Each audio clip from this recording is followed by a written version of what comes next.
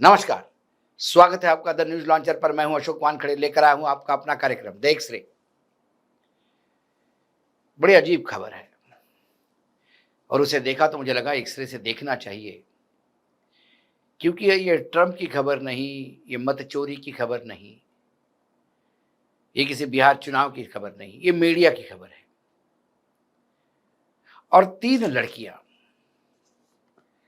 जो प्रवक्ता है आरजेडी की, कांचन यादव, प्रियंका भारती और सारिका पासवान, ये 3 युवतियां पामेरियन और गोदी मीडिया को इतनी भारी पड़ गई है, इतनी भारी पड़ गई है कि अब भारतीय जनता पार्टी के प्रवक्ता ने कंडीशन रखी है। जो खबर है, जो इन लड़कियों का क्लेम है कि यदि इन 3 लोगों को बुलाओगे तो हम नहीं आएंगे। कई एंकर्स ने भी अपने ऑफिस में प्रोड्यूसर्स को कहा कि इन 3 लड़कियों को मत बुलाओ।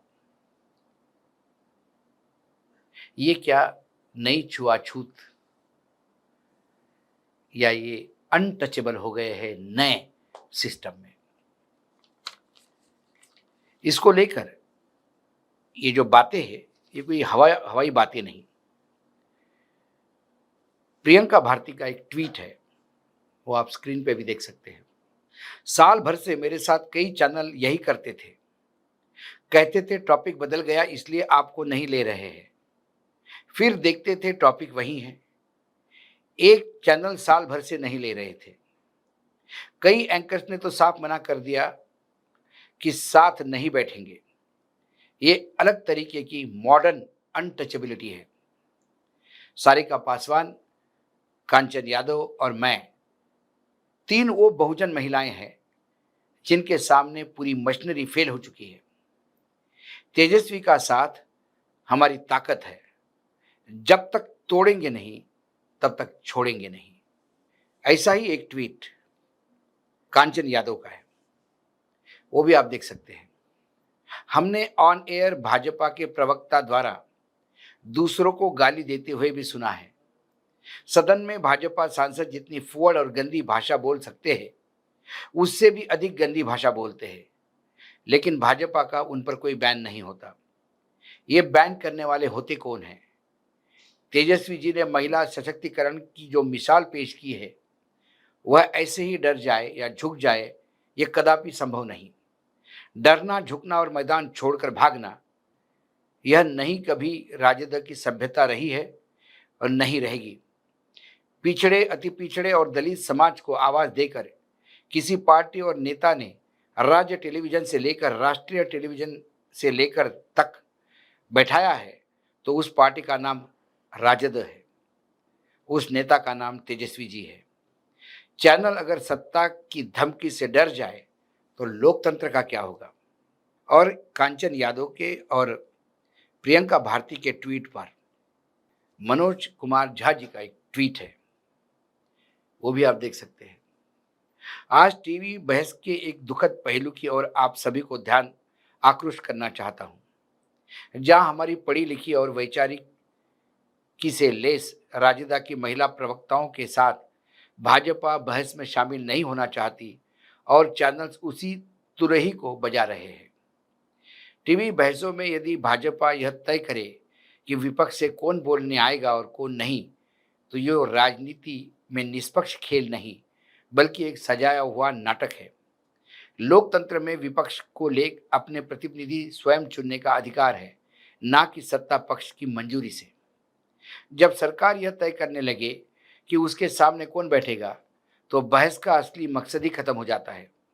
मीडिया की स्वतंत्रता और बहस की विश्वसनीयता इसी में है कि हर पक्ष अपनी आवाज लेकर सामने आए, चाहे वह सत्ता के लिए असहज ही क्यों न हो। यही लोकतंत्र की असली परीक्षा है। जय हिंद। इन 3 लड़कियों के साथ हुआ यह है कि यदि आप पिछले कुछ दिनों के डिबेट देखें, जो टेलीविजन न्यूज़ चैनल्स पे चलते हैं, उसमें ये लड़कियां इतनी भारी पड़ती हैं तथ्यों के साथ आती है, हाजिर जवाबी है और जिस तरह से भाषा एंकर या विपक्ष देता है उसी तरह से ये भाषा का प्रयोग कर उनको जवाब देते हैं। क्योंकि टेलीविजन चैनल में यदि आप देखेंगे, जो पैनल बैठता है उसमें एक बीजेपी का प्रवक्ता होता है, एक संघ का प्रवक्ता होता है, एक संघ विचारक जो राजनीतिक विश्लेषक के तौर पर बैठता है, और फिर आरजेडी या इंडिया गठबंधन का कोई प्रवक्ता बैठेगा, और एंकर आप उन्हीं गुट के साथ बिठा दीजिए तो 4 लोग वर्सेस 1 लोग होते हैं। 4 उधर बम्बार्डिंग करने वाले और फेस करने वाला एक, और बोलने नहीं दिया जाता। मैं जितने एंकर और एंकरनियों को देखता हूं वो बीच में ही खुद ही कमेंट करने देते हैं, पूरा सवाल नहीं सुनते, पूरी बात नहीं सुनते और बीच में ही बोलना शुरू कर देते हैं और कहते रहे हमें पता है, आप मत बोलिए, आपके तो नेता ऐसे करते हैं। कई बार ये नहीं समझ में आता है कि एंकर एंकर है या ये बीजेपी की प्रवक्ता है, क्योंकि more loyal than the king दिखाने का एक प्रयास है। ऐसे चलते जब ये एंकर जाते हैं रिपोर्टिंग के लिए चुनाव के दौरान तो लोग हुट करते हैं, लोग भगाते हैं, लोग इनके पीछे लगते हैं, एंकर बड़े मुश्किल से निकल आते हैं, लेकिन सच्चाई सुनना नहीं चाहते। जो चीज, जो फैक्ट्स है, व्हाट्सएप यूनिवर्सिटी के भरोसे एंकर्स भी चलते हैं, एंकरनियां भी चलती हैं। कई बार जब मैं खुद पैदल पे जाया करता था तब मेरा कई बार एंकर्स को मुझे बोलना पड़ता था कि आप अपने शब्द मेरे मुंह में मत घुसड़िए, क्योंकि जैसा मैंने कुछ कहा एंकर कहता था कि जैसा कि अशोक जी ने कहा और अपने शब्द घुसड़ता था। मैं बोलता था रुक जाइए रुक जाइए रुक जाइए मोहतरमा, रुक जाइए भगवान के लिए, मैंने जो कहा वो आप समझी नहीं, मैंने ये कहा था, जबकि आप कुछ अलग बोल रही है। बोलने न देना। आप अपना पॉइंट, यदि किसी ने कोई सवाल उठाया और उसका सही जवाब आप देते जा रहे हैं और एंकर को लगता है कि बीजेपी का प्रवक्ता मार खा रहा है तो वो तुरंत इंटरवेन करके उसी को डिरेल करने का प्रयास करते हैं। इसके बावजूद ये तीनों लड़कियां पूरी ताकत के साथ लगी हुई है। जितने भी पैनलिस्ट आते हैं टेलीविजन पे, मैं आपको बता दूं, कोई भी आदमी खुद जाके टेलीविजन पे नहीं बैठ सकता। यदि किसी शो में कोई पैनलिस्ट है तो उसको बाकायदा असाइनमेंट ने फोन करके बुक किया होता है, रिक्वेस्ट की होती है कि आप प्लीज शाम के शो में आइए। वो आपके गेस्ट है, अतिथि है। लेकिन मैंने कई एंकर्स को देखा, बंद करिए इनका माइक, बंद करिए, हटाइए इनको, भेज दीजिए वापस इनको। अरे ये अधिकार किसने दिया आपको? या तो बुलाइए मत, और जब कोई आता है तो उसका जवाब सुन लीजिए। एक बजट में टीवी 18 के प्रोग्राम में एक किसान का रिप्रेजेंटेटिव, एक किसान का लड़का हमारे साथ बैठा था। उसको उस बजट से बहुत उद्वेलित था क्योंकि उसको लगा कि किसानों के लिए कुछ नहीं है। जब उसने बोलना शुरू कर दिया तो एक तथाकथित बीजेपी समर्थक, पति पत्नी दोनों समर्थक है, दोनों अपने आप को बुद्धिजीवी समझते हैं, और उन्होंने चलते प्रोग्राम में बोल दिया कि किस मूर्ख आदमी को आपने बुला दिया। अरे भाई, आप भी अतिथि है, जिसको बुलाया वो भी अतिथि है। आपको सर्टिफिकेट देने की किसने बात कही? उसके बाद जब मैं किसान की तरफ से मैं लड़ने लगा तो प्रोग्राम डिरेल हो गया, कैमरे ऑफ करने लगे, और पहली बार शायद किसी टेलीविजन के स्टूडियो में मुझे एक रौद्र रूप धारण करना पड़ा, क्योंकि एक किसान के बेटे को आप अपमानित नहीं कर सकते, क्योंकि आप अंग्रेजी, आपकी लाइन नहीं लेता, वो संघ की लाइन नहीं लेता, बीजेपी की लाइन नहीं लेता, तो वो इंसान नहीं है। तो इन्हें वो लोग चाहिए जो मार खा के जाए, क्योंकि इनके सवाल व्हाट्सएप यूनिवर्सिटी से जनरेट होते हैं और सच्चाई जब सामने रखते, आईना दिखते हैं, तो ये डिरेल होते हैं। इसके लिए इनको तीनों लड़कियों से परहेज हो गया।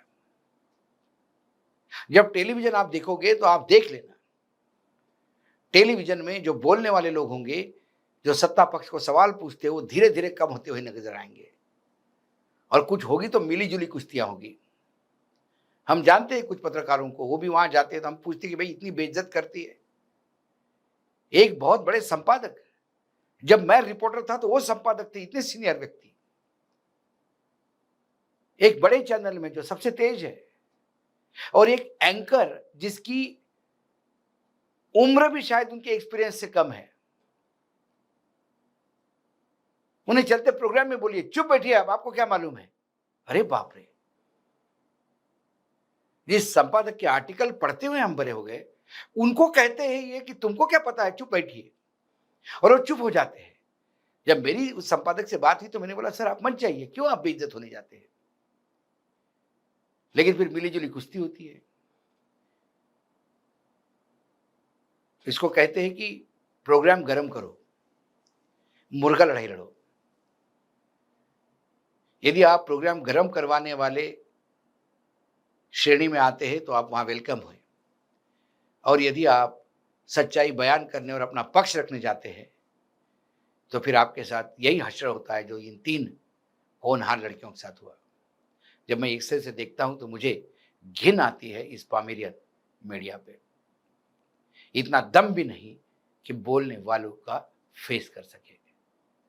आज इस कार्यक्रम में इतना ही, कल फिर आता हूँ किसी विषय के साथ। तब तक के लिए नमस्कार, देखते रहिएगा द न्यूज़ लॉन्चर।